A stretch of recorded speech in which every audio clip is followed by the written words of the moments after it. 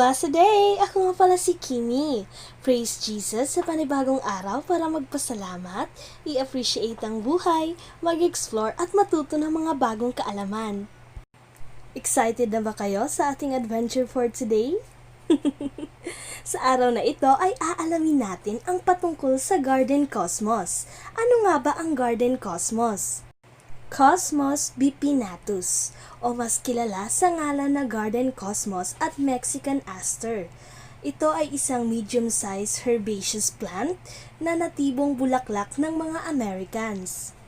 The species and its varieties and cultivars are popular as an ornamental plant in temperate climate gardens. Tumutubo ito ng 2 feet hanggang 6 feet tall. May mga rare cases din na umaabot ito ng 9 feet tall. The flowers are cup-shaped inflorescence na may diameter na 5 hanggang 7.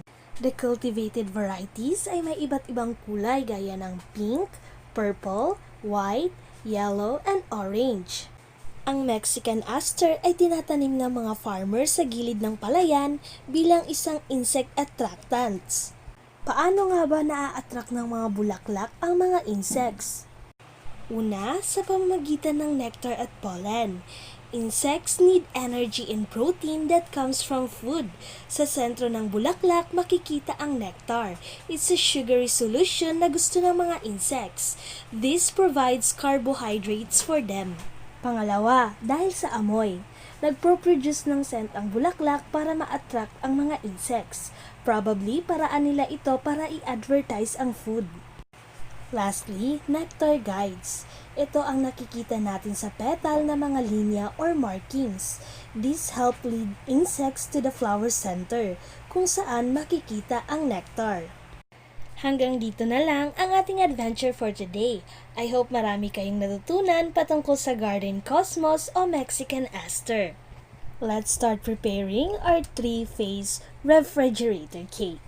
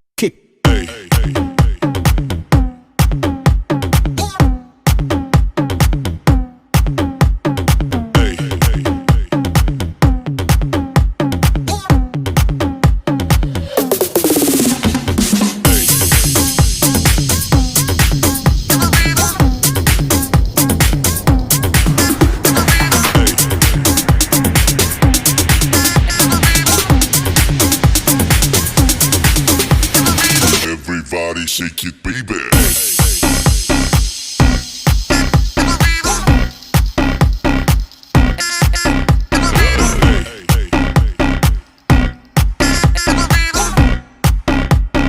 Everybody shake it, baby.